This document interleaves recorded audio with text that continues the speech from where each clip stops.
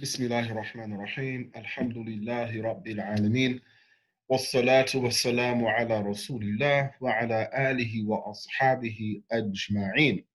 So we are now, alhamdulillah, on part 6 of understanding Christianity, and hopefully the brothers and sisters have been able to get some benefit in terms of understanding Christianity, as the title would suggest, or explicitly state, for the sake of the fact that we live in a predominantly Christian society, and also the largest religion in the world in terms of number of followers is, in fact, Christianity. So it's important to understand um, some of the ideas, some of the history, and the cultures that are connected with Christianity. So hopefully by the end of this series, we'll come out more knowledgeable, more cultured, and more empowered to effectively speak to Christians in a way that can actually engage the way that a devout Christian would think, and even people that have a loose cultural association with Christianity. And we're going to get into that and why I actually say that in a later part of this series, inshallah. So what I'm going to do, I'm going to share my screen here, and we're going to go through some of these points. Just give me one moment here. So just to do a little bit of review, and this is relevant because what we want to do for this part is speak about an overview of Christian history, an overview. So some of the things that are on this list we've spoken about before, but they're relevant even today in this session because they relate to the subject of the history of Christianity. So inshallah, for those things that have already been spoken about, this will be a review and a refreshing of our memories, inshallah. So if we start at the beginning, after the ascension of Isa alayhi salam, you see the foundation of early churches, early Christian communities that included both Jewish people who believed that Isa alayhi salam was the Messiah, and also what Jews call, or who Jews call, Gentiles, meaning non-Jewish people. And in our context for Christian history, people that were in the Roman Empire that were Greek speaking, so Greek pagans, and then later on pagans of other language backgrounds began to accept Christianity. But that's the origin. So you have these early churches, and as we can see here on the points, that's starting from the 30s to the 60s. And one of the main figures during that time frame, that around 30-year time frame, was Paul. And we spoke about Paul and the conflict that he went through. Then after that, one of the things we mentioned, and this is actually one of the first sessions, was the gospel writings. And this occurred from the 70s to the 90s, approximately. And of course, there are 4 gospels: Matthew, Mark, Luke, and John, Mark being the earliest and John being the latest. And the origin of these gospels were oral traditions that were circulating throughout these early Christian communities, and then they were put to writing. But we also mentioned in regards to the writing of the gospels that, one, there are many discrepancies and inconsistencies and contradictions on the same narrative, which is very significant and interesting. And then 2, these weren't the only writings that were being circulated, right? So what was being produced would reflect the beliefs that were prevalent in the particular communities where these writings were in circulation, all right? Then we also mentioned, and this is a very important event in the year 70, the destruction of the Jewish temple in Jerusalem. And the reason why that's so significant is because, as we mentioned, the original followers of Isa alayhi salam were Jews, all right, Banu Israel, the children of Israel. But what happens with the destruction of the temple in Jerusalem? The headquarters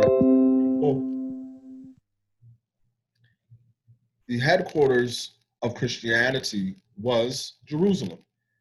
And this was a hub of Jews, obviously, those that were residents of Jerusalem and those that made pilgrimage. When the destruction of the temple took place, you really see a destruction of those early Jewish Christian communities. So they really died out, and the beginning of the end for them was the destruction of the temple that year. Then after that, we also spoke about, and we only touched upon it briefly, but the church fathers. And we mentioned what's called patristic literature. And patristic means it's coming from the fathers, all right? And the early sectarianism of the late 1st century and then the 2nd century, right, the 100s. So some of the early church fathers, I mean, and of course, I'm just mentioning these names so that we have a familiarity. Clement, Irenaeus, and I hope I'm pronouncing that name right. Tertullian, John the Martyr, Origen.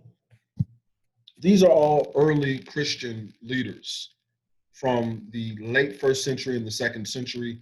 And they were writing these different letters and epistles. And one of the main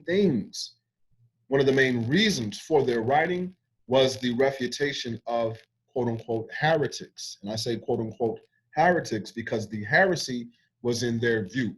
And we mentioned that these church fathers are what later scholars would come to call proto-Orthodox, which is one of the main sectarian groups in early Christianity. The other two being those Jewish Christians that we mentioned, particularly the Ebionites and the Nazarenes, and also the Gnostics. And that's what we spoke about last week. Another thing we touched upon, and this is going into the overview again of Christian history, the conversion of Constantine, who was the Roman emperor, and Christianity became the official religion of the Roman Empire. And under the authority of Constantine, you have the Council of Nicaea. The Council of Nicaea in the year 325. In the year 325. So if you look at the point previous to that, you have earlier sectarianism and the church fathers. So the 2nd century, that's the 100s. So as you get to the mid 100s, you see these other sects becoming weaker. They didn't die out, but they were becoming much weaker, and the proto-Orthodox getting stronger and stronger. So you're talking about maybe a 200-year period.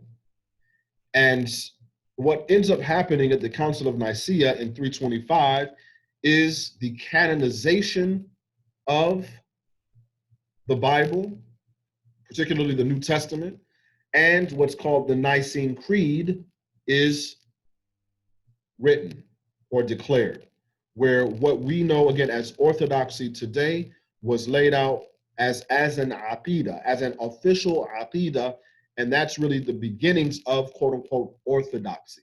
And that would go on for several centuries, almost 1,000 years.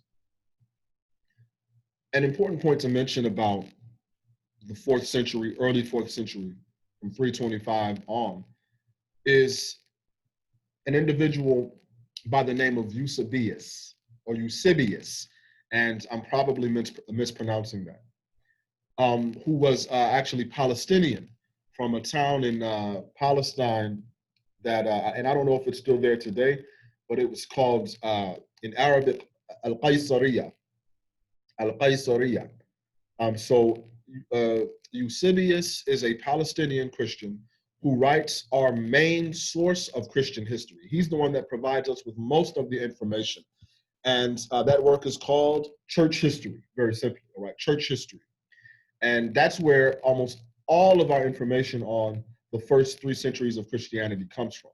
And I mentioned that to say that if we were to look at that text, we would have to do so with a grain of salt, knowing that the author is very much biased toward what will become orthodoxy, all right? So he's very much within this proto-Orthodox contingent that becomes dominant.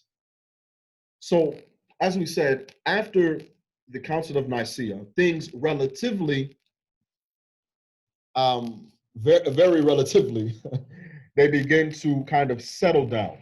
And what you see for the next several centuries is this type of formation and consolidation of orthodoxy and what will become the Catholic Church, and also what would also later be known as the Orthodox Church.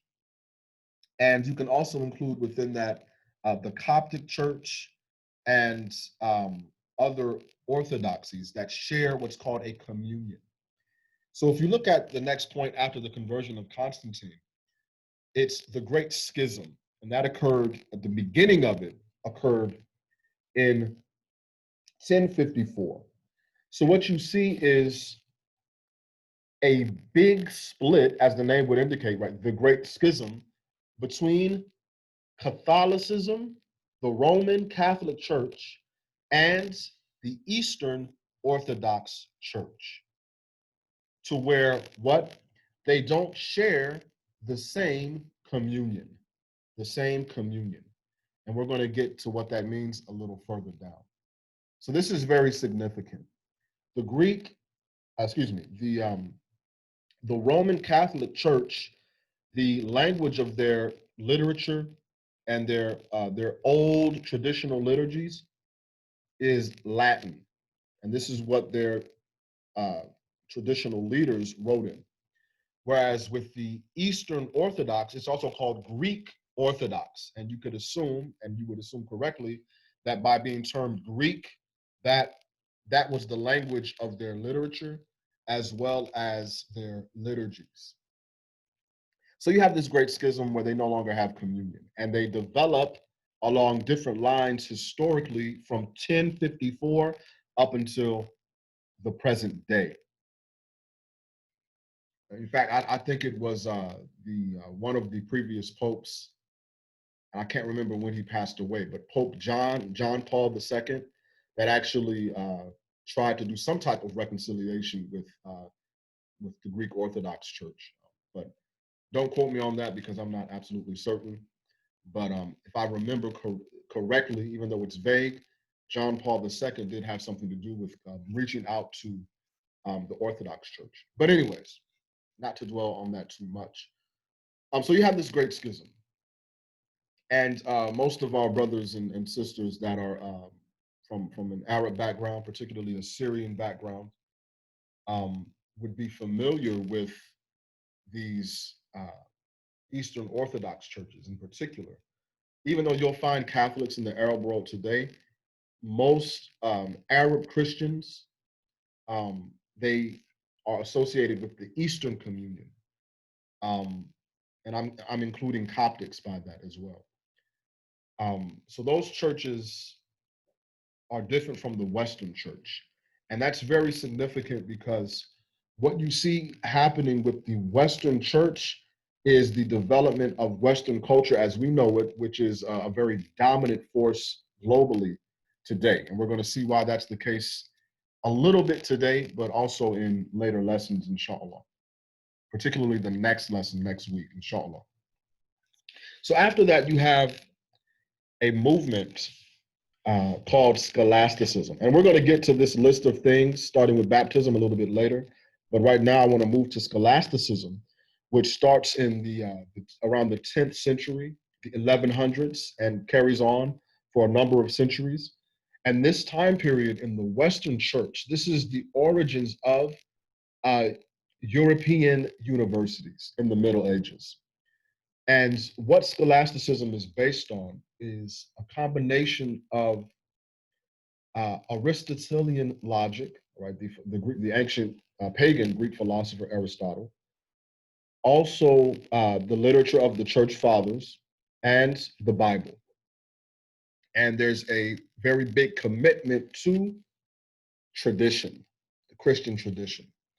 Now, if we kind of look at things as Muslims, and I think this is it's very important for us to appreciate this part of history because the Muslims play a very huge role.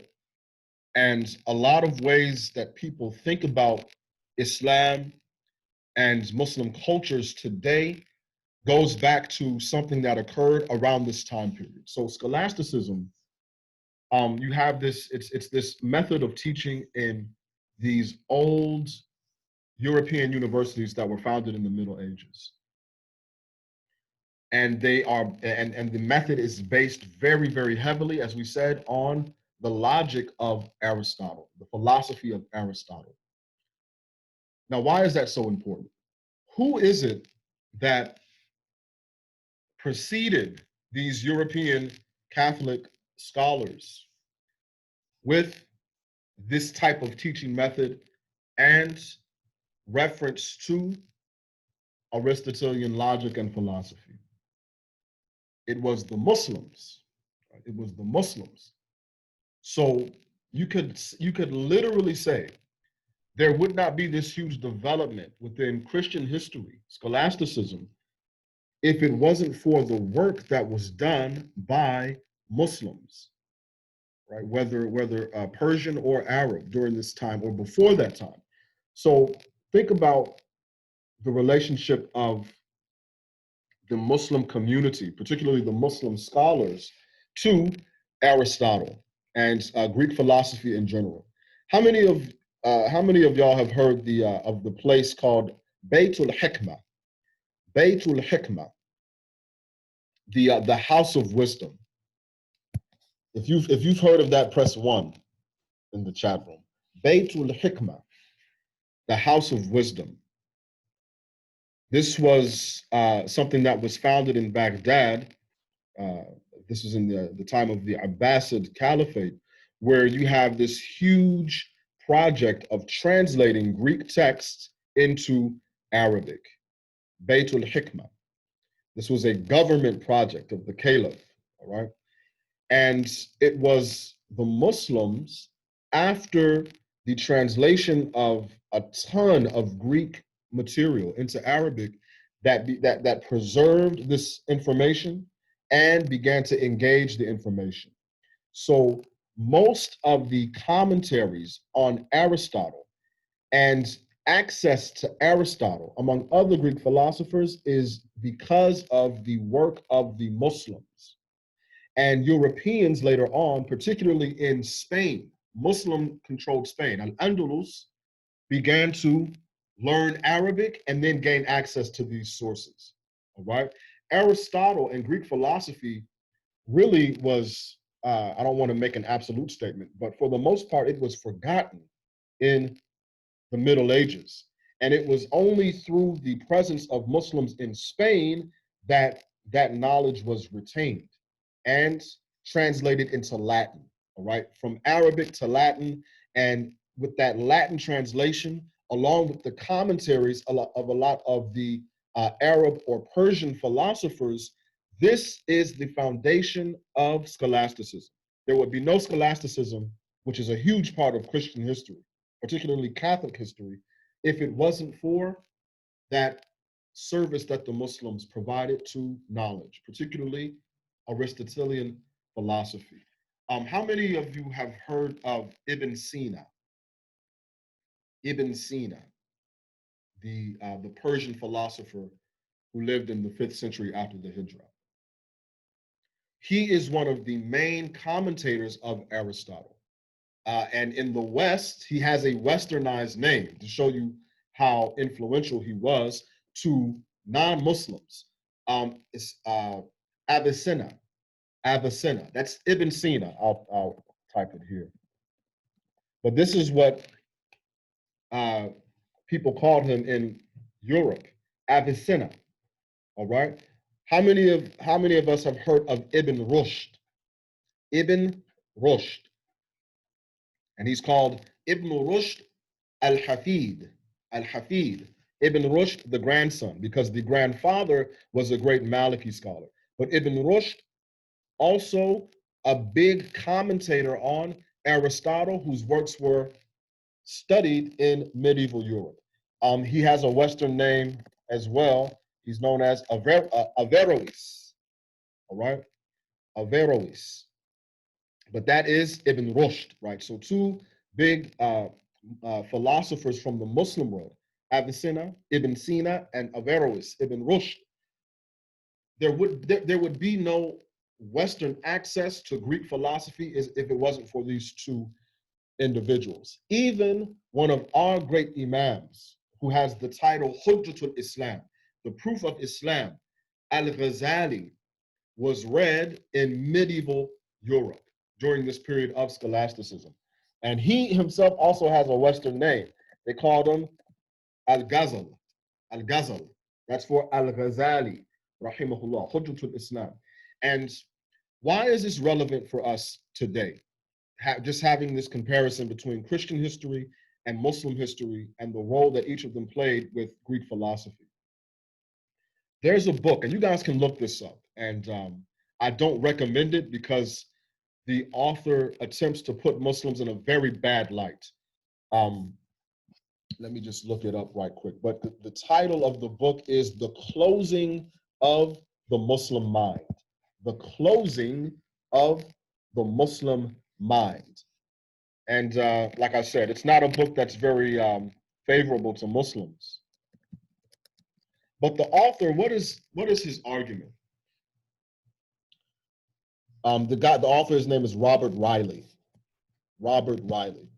So the argument that he tries to make in this book is that at some point, Muslims, as the title would indicate, closing the Muslim mind, our minds closed. We stopped thinking rationally. We stopped thinking philosophically. We stopped thinking scientifically. And who's to blame for this closing of the mind? It's Al-Ghazali, as the Europeans would call him, Al-Ghazali, rahimahullah. Now, why is it that they say this about, or this man, why does he say this about Al-Ghazali? It's because Al-Ghazali wrote a famous work in refutation of Ibn Sina, which was called, or is called, Tahafut al-Falasifa. Tahafut al-Falasifa, the incoherence or the inconsistencies of the philosophers. And when he says al-Falasifa, the philosophers in plural, that's a reference to Ibn Sina and his understanding of Aristotelian philosophy. So Al-Ghazali writes this devastating refutation of Ibn Sina. And from that point on, nobody in the Muslim world takes Ibn Sina in the same way. So Al-Ghazali almost single-handedly destroyed this leaning toward Greek philosophy, particularly Aristotle, amongst Muslim intellectuals in the 6th century after the Hijrah. All right? So Al-Ghazali is crucial. And what our ulama say is that Al-Ghazali, rahimahullah, not only does he write this devastating refutation of Ibn Sina, but he also begins this transition within Muslim theology, Sunni theology, where you see Muslims begin to engage Greek philosophy, Ibn Sina, Aristotle in great detail. I mean, they mastered it even more than what they did before. So you have the likes of Al-Razi, Fakhruddin Al-Razi, who comes after Al-Ghazali, a master of Greek philosophy, who's a Sunni theologian. You have At-Taftazani, Al-Iji, Al-Sharif Al-Jurjani, all of these big names of these big Sunni theologians that mastered Greek philosophy, particularly Aristotle, and they incorporated that into their books. And this is a clear threshold that it was passed with Al-Ghazali. So he's very important. But so that's the Muslim world, what occurs in that time. From the 6th century After Al-Ghazali, Hujjatul Islam, the proof of Islam, afterwards. You can't come with Greek philosophy without being refuted. But what happens in Western Europe? Al-Ghazali, he really messes up Ibn Sina in the Muslim world. And at the same time, Ibn Sina is the only way that Western scholars, Christian scholars, can understand Aristotle. So they embrace Ibn Sina. They embrace Ibn Sina. So this individual, Robert Riley, in this book, blames Al-Ghazali because of this, what he thinks is no more philosophy in the Muslim world, but that's false. And he praises the West because they embrace this philosophical approach. Now, there's all types of problems with the theory of his book, but we don't have the time, unfortunately, to really get into a full, point by point refutation. So that's scholasticism and why it's very important for us even today. And with scholasticism, that's the beginning of a kind of leaning towards philosophy, logic, even though it was very traditional, very Catholic. You see changes begin to occur until what is called the Protestant Reformation. The Protestant Reformation. Some people say it began in 1517 when Martin Luther writes his I'm forgetting what it's called, but he writes these different points where he's objecting to certain beliefs and practices of the Catholic Church. And then you can more properly date it, as I have on the list, at 1521. 1521, the beginning of the Protestant Reformation. And we really cannot overstate the importance of the Protestant Reformation in Christian history, but also European history, Western history, and by extension, the history of the world. Because it's the Protestant Reformation that opens up the door for modern history, modern religious history in the West, in Europe. So what are some of the things that distinguish the Protestant groups? The first among them, one is named after Martin Luther. It's Lutheranism. And then also another very important figure in the Protestant Reformation is John Calvin. And his group are called the Calvinists. And both of these groups exist to this day, right? But what are the things that are at issue? Protestants basically side with, as I wrote, sola scriptura, scripture alone versus tradition. They reject the Catholic traditions, they reject the Orthodox traditions, and they want to understand and practice Christianity strictly based on the Bible, right? So if you look under that, I put litanies versus individual Bible study. So if you think back to one of the earlier sessions we had, we mentioned that most people were illiterate, right? Mass literacy is a modern phenomenon. It didn't really begin until maybe 250, 300 years ago. So most people didn't read. That includes the Bible, right? So how is it that the Catholic Church and other traditional churches before Protestantism, how is it that they incorporated the Bible into the lives of your typical Christian that did not read? It was through these litanies, these things that they would recite in the church. So that changes. What you see with the Protestant Reformation, you see the Bible being translated into common languages. We'll say a prime example is German, and giving access to just your average everyday Christian to read the Bible. Now, why is that so important? It's because it's only when you have this mass access to the Bible for the common Christian that you see even more sectarianism, even more conflict, even more disagreements occur amongst Christians, right? That's one of the fruits of the Protestant Reformation. So now there's like 1,000 different Christian groups, Protestant groups, I mean, because of that not referencing the authority of tradition, all right? But if you look, I wrote something: baptism, confirmation, communion, confession, marriage, holy orders, and anointing the sick. These are what are called sacraments that the traditional churches, particularly the Catholic Church, have maintained. And the Protestants only practice two sacraments. So this is one of the main differences. So the Protestants, they practice baptism as a sacrament, and by baptism, they mean adult baptism. Whereas with the Catholics, baptism is of children, babies. And the Protestants also practice communion.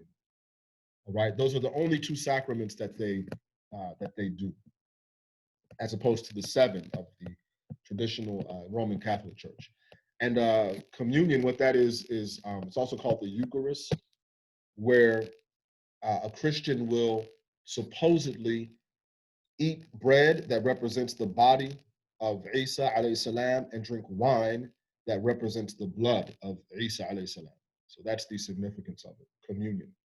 And this is something that I myself personally used to practice. In the church that I used to attend, um, there was communion every first Sunday, where we wouldn't eat bread, but we would have little pieces of crackers and we would drink grape juice instead of wine.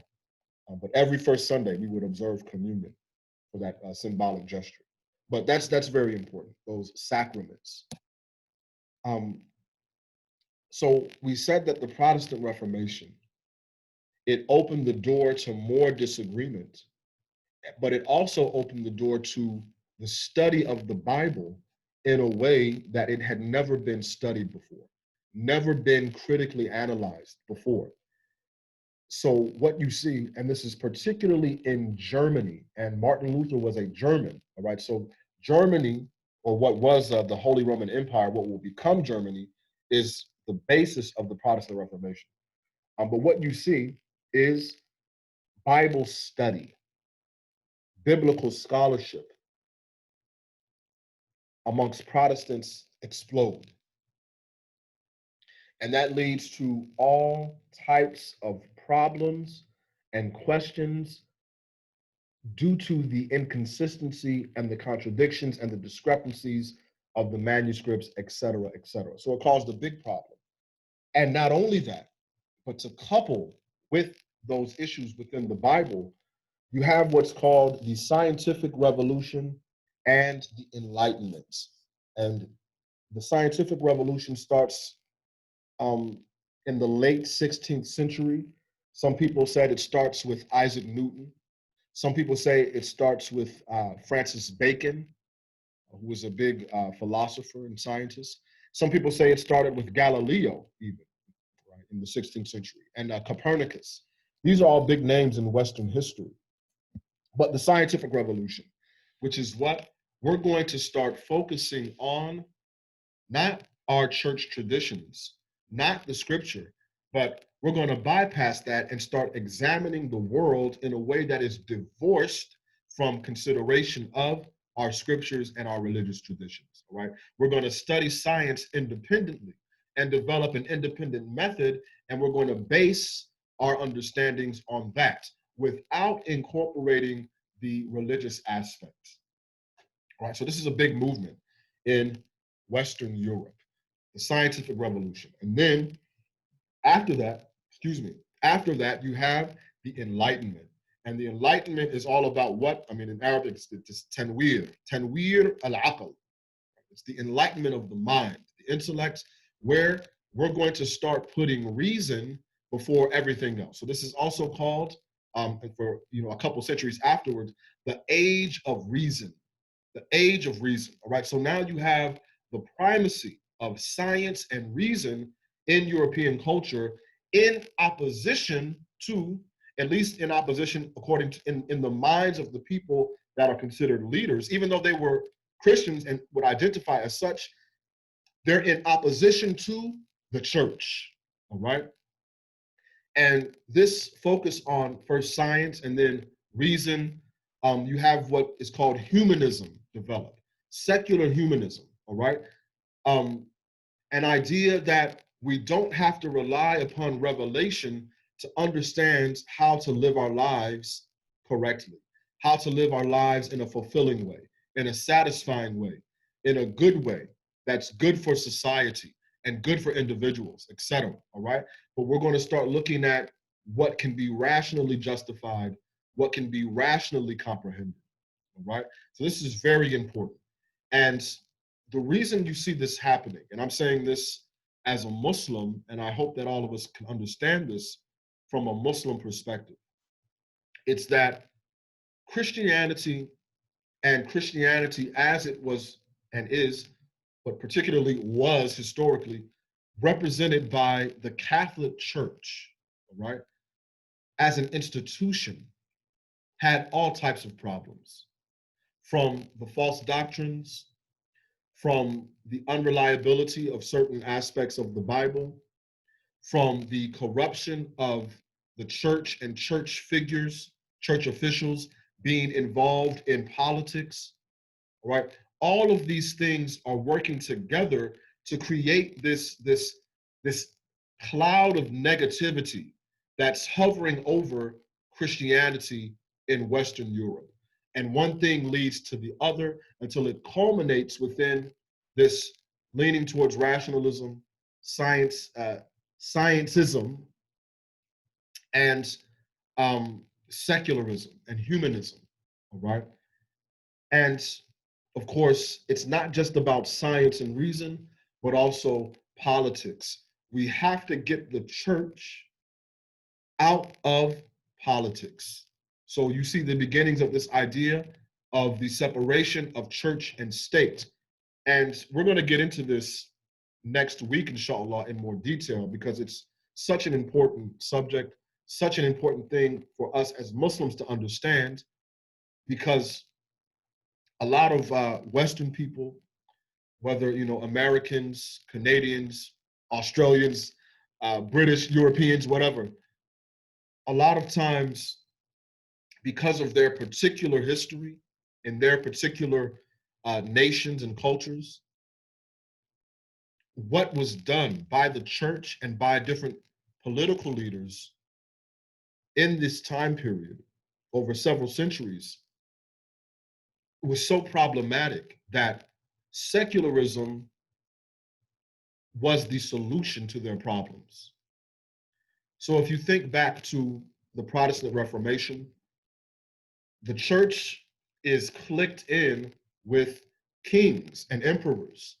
So if I don't want to be a Catholic, I have issues with Catholicism. I have issues with the way Christianity is being represented, the beliefs that are being taught, and the practices that are being followed. I have a problem not only then with the church, but I have a problem with the government. I have a problem with the king. I have a problem with the emperor or whoever. And what you see is kings and different rulers becoming convinced of Protestantism, and now wars break out within Europe, religious wars between Catholics and Protestants and various groups, right? So the history of secularism is very important. Secularism is the solution to a very Christian problem. And if you want to be even more specific, a very European Christian problem. Now, why is that significant? It's because when you look at the Muslim world, and this is something that was imported, all right, secularism, liberalism are brought into the Muslim world by either those that had studied abroad and returned home, or by Europeans themselves that were in the region during the time of European imperialism, all right? But these ideas, these ideologies are introduced within Muslim society, particularly the educated, urban elites. And what is it that's taken for granted? What is it that's just assumed? It's that Islam is like Christianity. But that is a fallacy. And it's just historically false. All right. And I'm sure that many of us have heard of this before, people calling for the Muslims needing a reformation of Islam in the same way there was a reformation within Christianity. Why is that flawed? And this is why I think it's so important and why I wanted to do this overview of Christian history. Well, our history isn't the same. All right. We as Muslims, we'll say as Sunni Muslims, we don't have a single hierarchical institution like the church that was involved in government. All right. We don't have the same belief systems. We don't have the same authority figures. All right.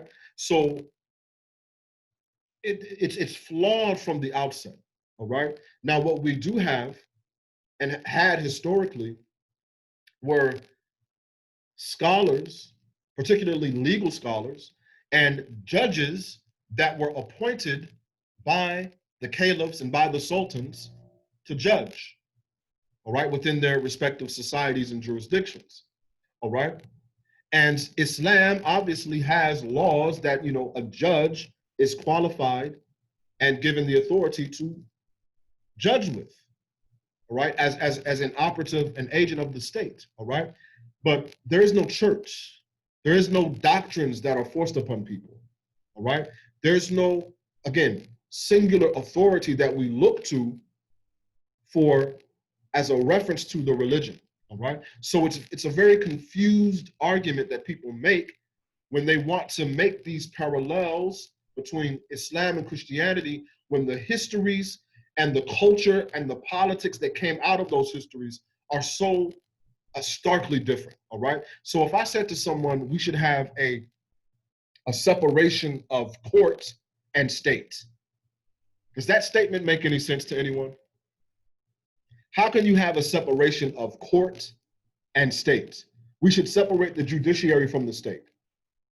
That's a nonsensical statement because the judiciary is literally, it's a branch of government, right? So how can it be separated from governance? It doesn't make sense, all right? That's how nonsensical it is to say that you should separate Islam from the Muslim society, the way it's governed. What do you mean? What do you mean by that? Right? Christianity doesn't have the same perspective and vice versa. So the ideas don't match because the histories are so varied, all right? But that is something that we're going to, inshallah, continue on next week. And I hope that everybody, inshallah, can, as we go through these different sessions, we're speaking about Christianity, but again, I want everyone to think about how these things are relevant to us as Muslims and how we can properly understand our own religion in comparison and also appreciate the truth of Islam and the fact that Allah subhanahu wa ta'ala has preserved our religion and has given us these authoritative references in a manner that is fitting to the maintenance of guidance as a whole. So we're very grateful to Allah subhanahu wa ta'ala for that.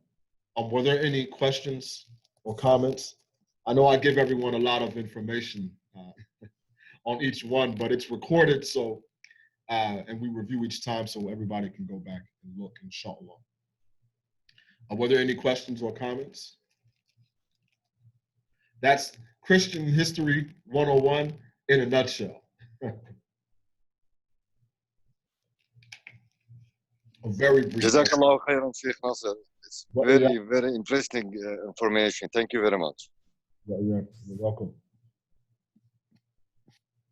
So if there were no questions, go ahead. If there were no questions or comments, then inshallah we will. Jazakallah khairan, Sheikh Nasser. Assalamu alaikum. Yeah. سبحانك اللهم وبحمدك نشهد أن لا إله إلا أنت نستغفرك ونتوب إليك والسلام عليكم. وعليكم السلام ورحمة الله وبركاته.